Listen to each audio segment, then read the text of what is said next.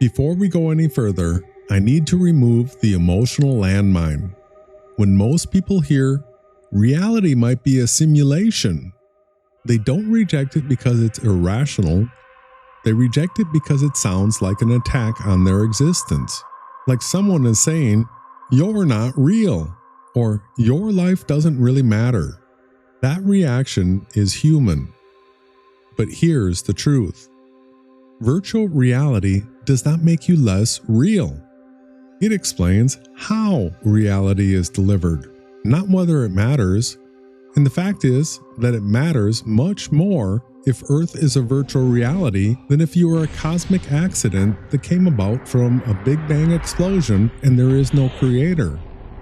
Most people instinctively reject the idea of Earth being a virtual reality because the public talking heads that float the idea all use the word simulation and then connect the idea that it would mean nothing is real and that all of us are NPCs just doing what we're programmed to do, and that all of what we experience is for the amusement of the creator of the simulation.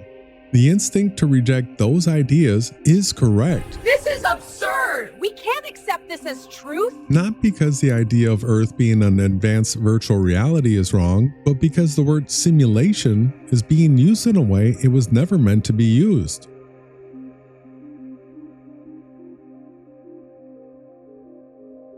Why simulation feels dismissive.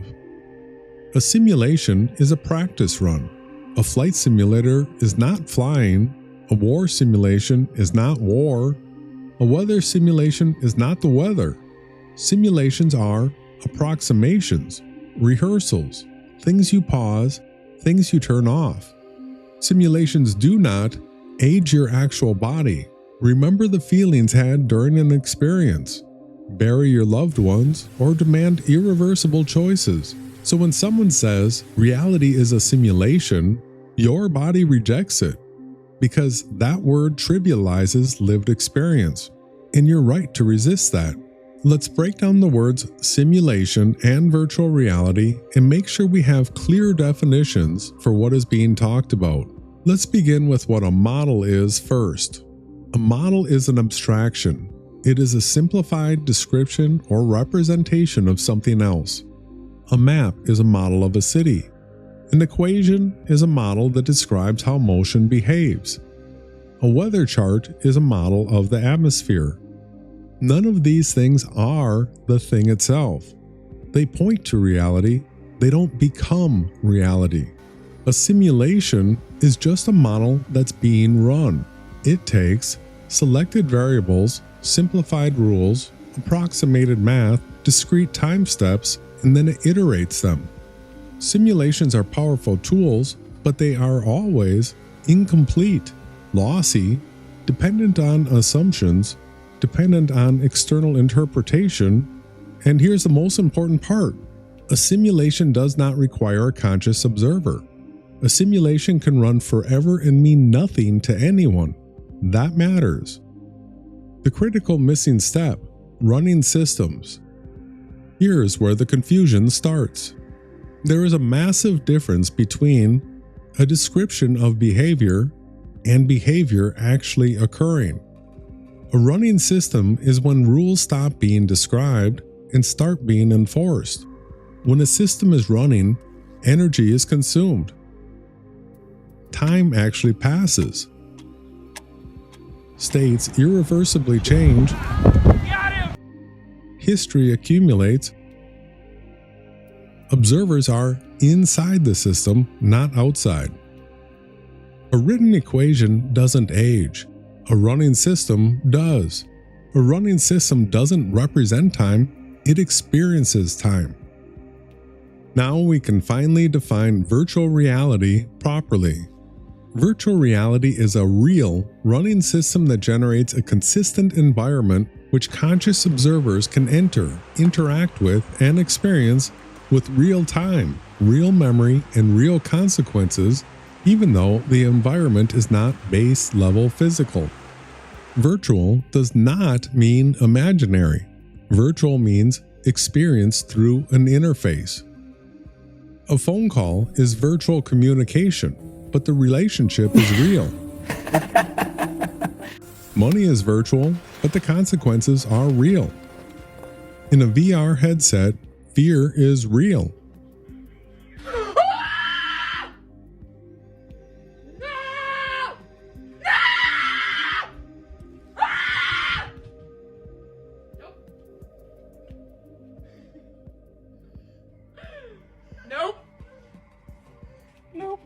Learning is real.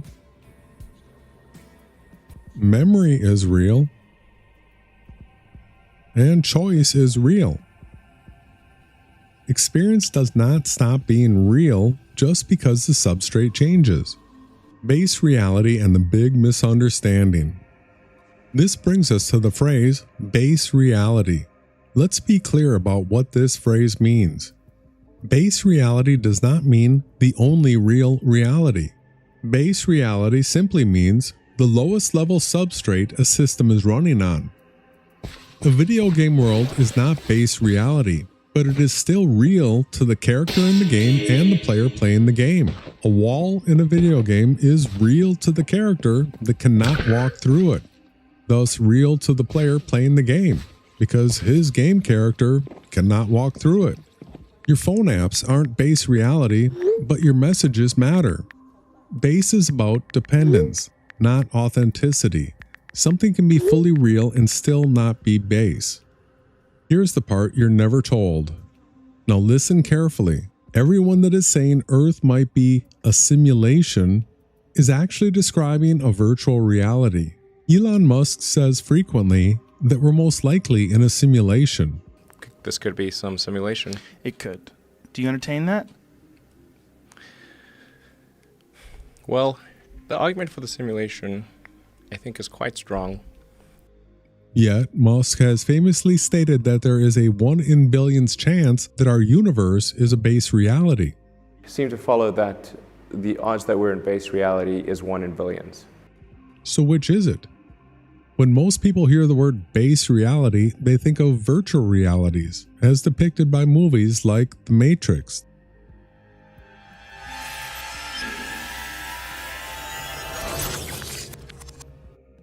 The 13th Floor, and many others.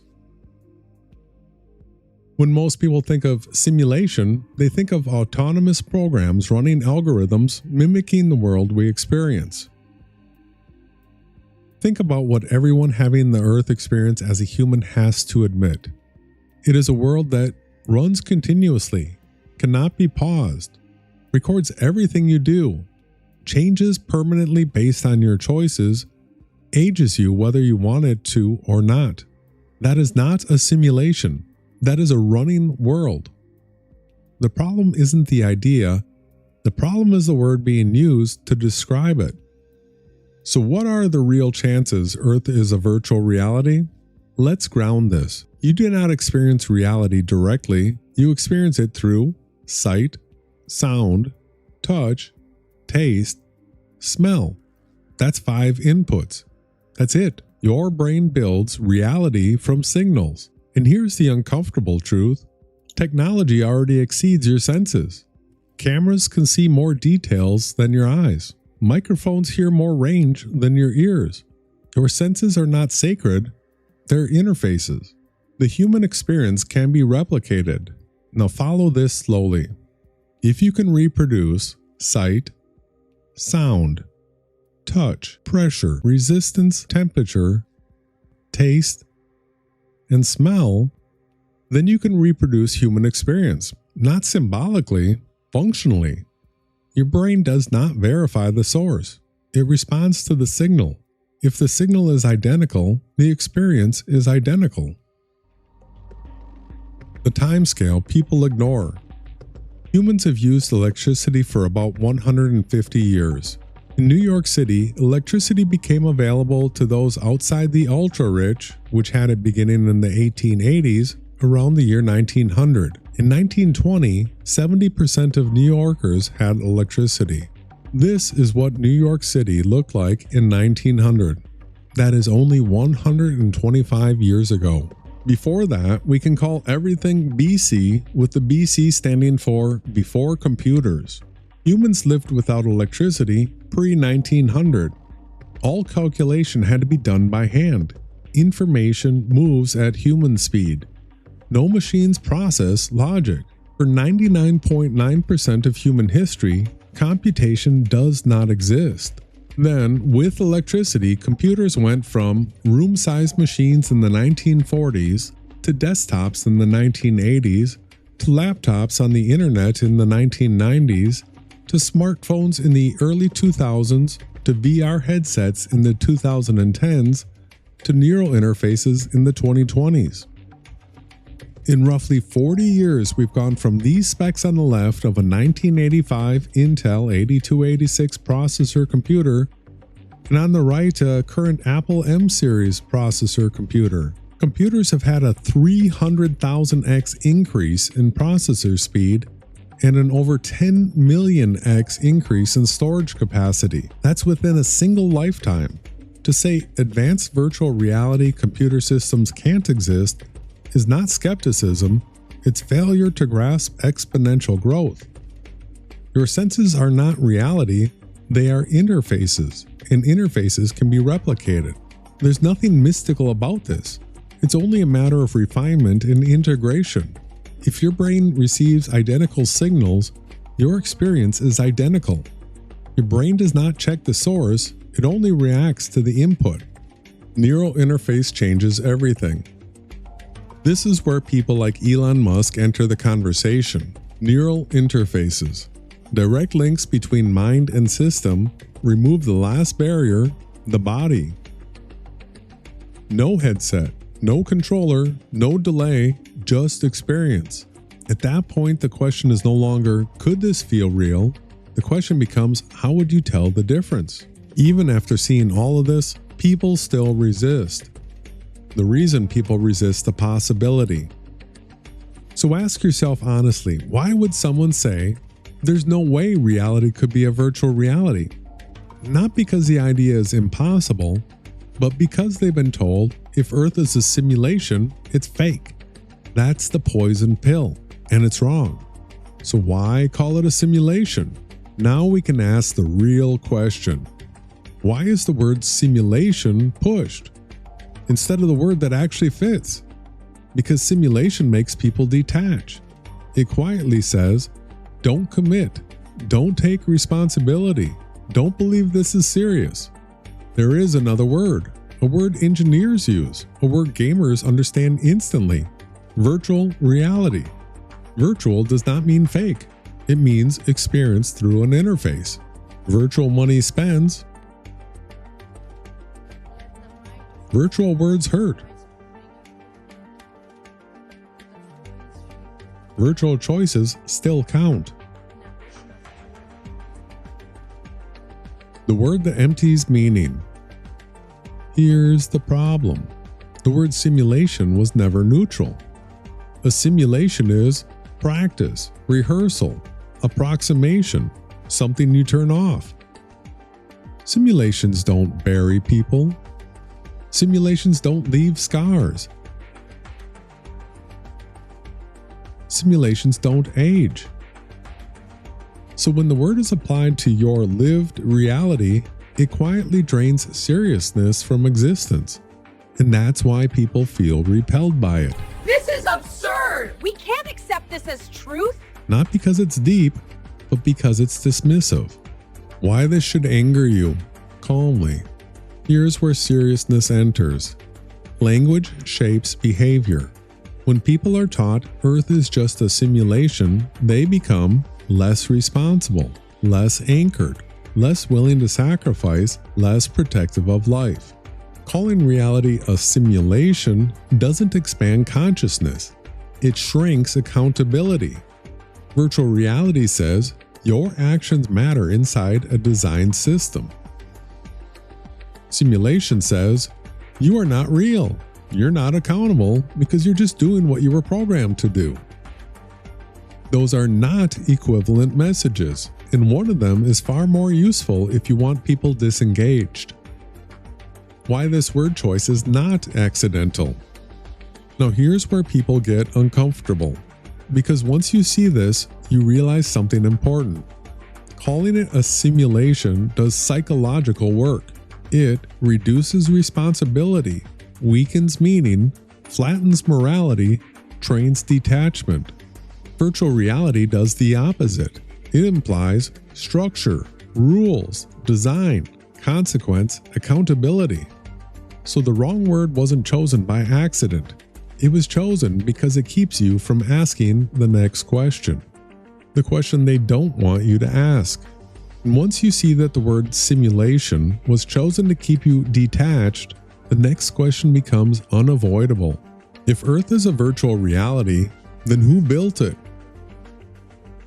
Because virtual realities do not arise from nothing in big bangs. A virtual reality requires an architect, a rule set, boundaries, permissions, consequences.